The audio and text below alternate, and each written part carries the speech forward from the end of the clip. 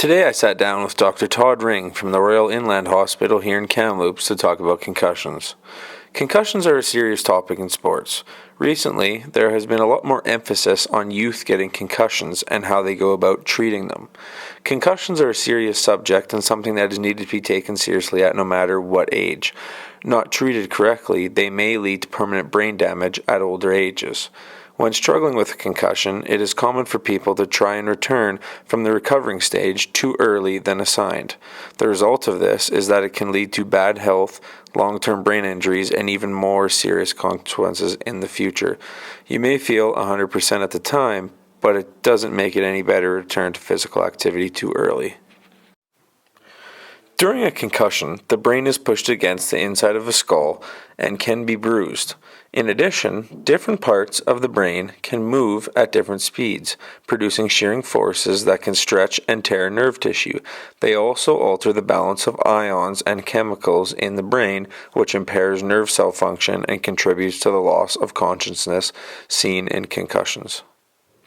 Yeah, so when the brain has been traumatized, we know that the brain needs some relative rest.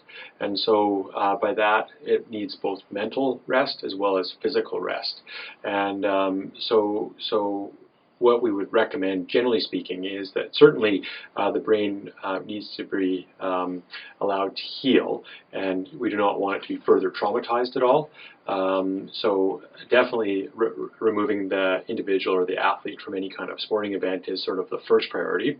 And then after that, it's really allowing the brain to kind of start to recover.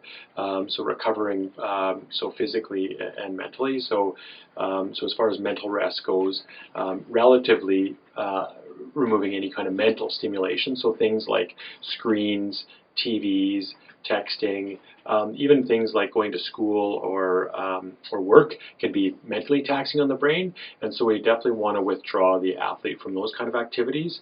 The brain also needs rest from a physical perspective as well.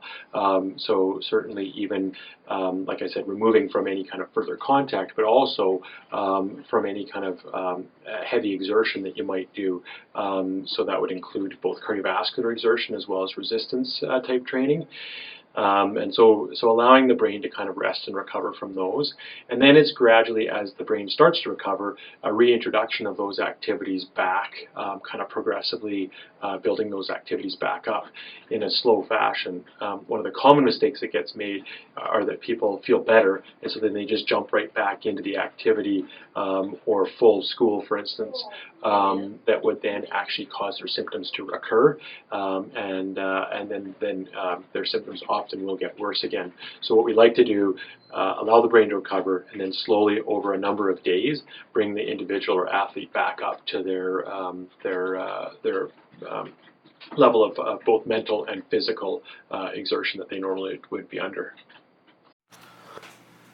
Signs and symptoms of a concussion may include the following: a headache or a feeling of pressure in the head, temporary loss of consciousness, amnesia surrounding the traumatic event, dizziness or seeing stars, ringing in the ears, nausea, vomiting, slurred speech, delayed response to questions, or appearing dazed.